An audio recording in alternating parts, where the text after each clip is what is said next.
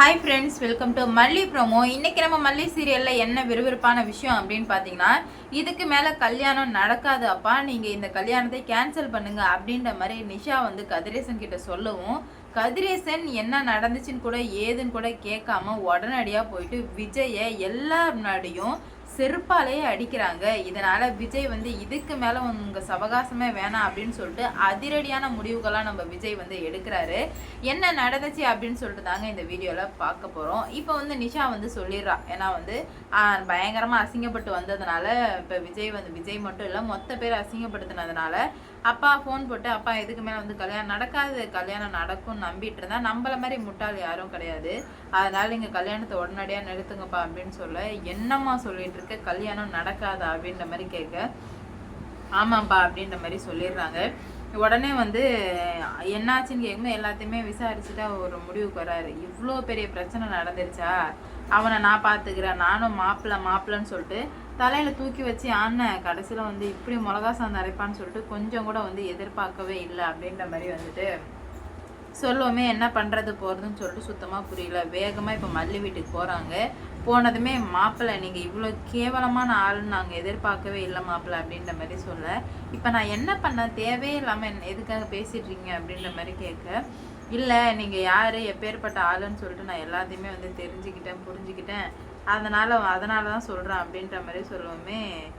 சிச்சி, இதுக்கு மேலே வந்து உங்களுக்கும் எனக்கும் எந்த ஒரு சம்மந்தமே கிடையாது, உங்கள் வேலையை நீங்கள் பாருங்கள், என் வேலையை நான் பார்க்குறேன், நீங்கள் யாரும் நிரூபிச்சிட்டிங்களே, இதுக்கு மேலே வந்து நான் என்ன பண்ணணுமோ அதை நான் பண்ணிக்கிறேன் அப்படின்ற மாதிரி சொல்லவுமே, உங்கள் பொண்ணு சொல்கிறத கேட்டு நீங்கள் தயவு செஞ்சு எந்த முடிவும் எடுக்காதீங்க அப்படின்ற மாதிரி சொல்கிறாங்க விஜய்.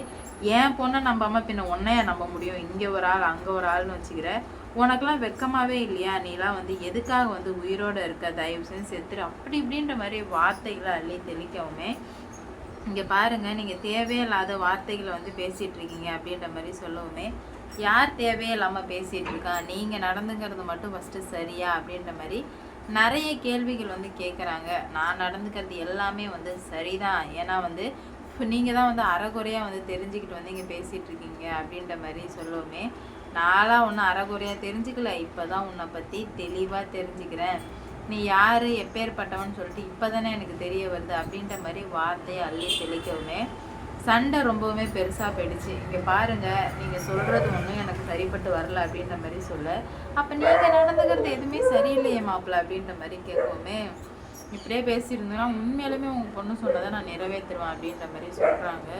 ஓ, அந்தளவுக்கு போயிடுச்சா, அப்போ இதுக்கு மேலே பார்த்துக்கலாம், யார் என்னன்னு சொல்லிட்டு பார்த்துக்கலாம், உங்களுக்கே இவ்வளோ திமிர் வரும்போது எனக்கு மட்டும் என்ன, உங்கள் பொண்ணு பேச்சை நம்பாதீங்கன்னு சொல்கிறேன், கேட்காம மறுபடியும் வந்து நம்புறீங்கன்னா அப்போ தேவையில்லை அப்படின்ற மாதிரி சொல்லுவோமே.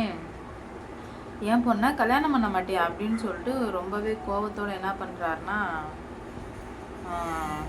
கோபத்தோடு கத்த ஆரம்பிக்கிறார் நம்ம கதிரேசன். கத்திட்டு, இதுக்கு மேலே நீயே நான் மோதி பார்த்துடலாம்டா அப்படின்ற மாதிரி சொல்லுவோமே. பார்த்துடலாம், இதுக்கு மேலே யார் என்ன அப்படின்னு சொல்லிட்டு எல்லாத்தையுமே பார்த்துடலாம், நீங்களா நானா அப்படின்னு சொல்லிட்டு தெரிஞ்சுக்கிட்டு ஒரு முடிவுக்கு வராமல் விடமாட்டேன் அப்படின்ற மாதிரி தெளிவாக ஒரு முடிவு சொல்கிறாரு கதிரேசன். ஆனால் வந்துட்டு விஜய் வந்து கேட்கல, உடனே வந்து செருப்பை கழட்டி அடிச்சிடுறாரு.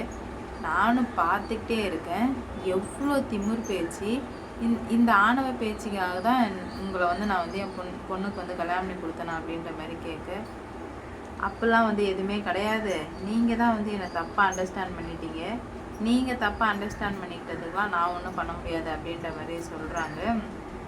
செருப்பான கழட்டி அடிக்கவுமே என்ன பண்ணுறதுக்கு ஒன்றே தெரில. மல்லிக்கு சமக்கும், நீ எப்பட்றா என் புருஷனை வந்து செருப்பை கழட்டி அடிக்கலாம் அப்படின்ற மாதிரி கேட்க, பிரச்சனை ரொம்பவே வந்து பெருசாக போயிடுச்சு. பிரச்சனை நடந்தது கூடங்க ஒரு வகையில் நல்லது தான், ஏன்னா எவ்வளோ பிரச்சனை வந்தாலுமே வந்து பார்த்துக்கலாம் அப்படின்ற மாதிரி இருந்த விஜய்க்கு வந்து இப்போ வந்து இவ்வளோ பெரிய பிரச்சனை நடக்குது, அதுக்கு எல்லாத்துக்குமே காரணம் அவங்க தான் அப்படின்னு சொல்லிட்டு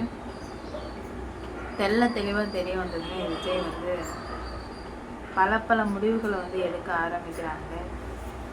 பார்ப்போங்க என்ன நடக்க போகுது, எந்த மாதிரி வந்து கொண்டு போகிறாங்க அப்படின்னு சொல்லிட்டு வெயிட் பண்ணி பார்க்கலாம். இந்த வீடியோ பிடிச்சிருந்தா லைக் பண்ணுங்கள், ஷேர் பண்ணுங்கள், மறக்காமல் சப்ஸ்கிரைப் பண்ணிக்கோங்க, அப்போ தான் நான் போடுற வீடியோ நோட்டிஃபிகேஷனாக வரும். அடுத்தடுத்து வந்து என்ன நடக்க போகுது, இன்னும் எப்பேற்பட்ட பிரச்சனைகள்லாம் வந்து வர இருக்குது அப்படின்னு சொல்லிட்டு வெயிட் பண்ணி பார்ப்போம். 400 இருக்கா? ஐயோ,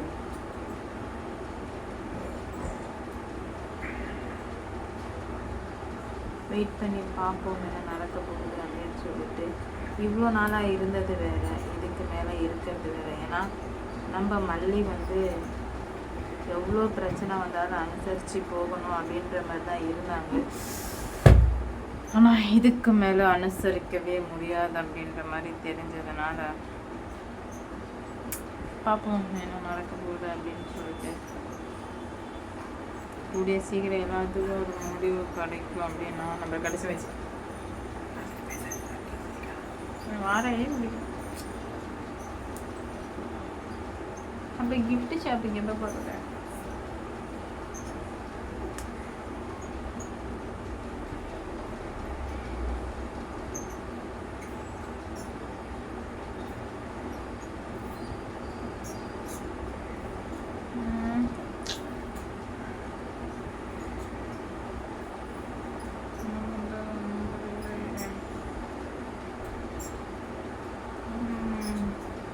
மல்லிக்கு இவ்வளோ பெரிய பிரச்சனைலாம் வரும் அப்படின்ற மாதிரி எதிர்பார்க்குறாங்க.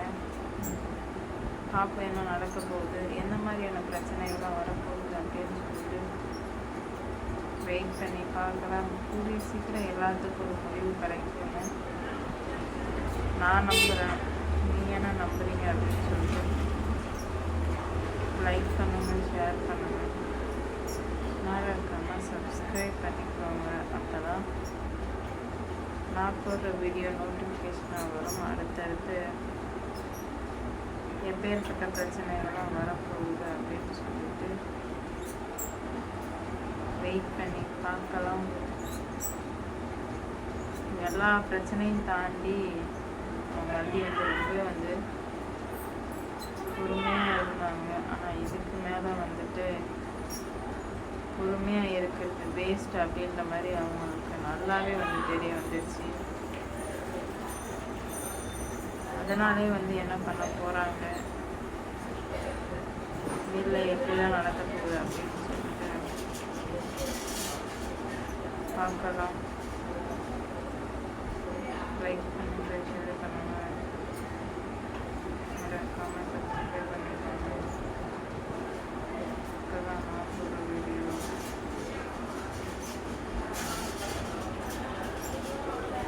பார்ப்போம் என்ன நடக்குது.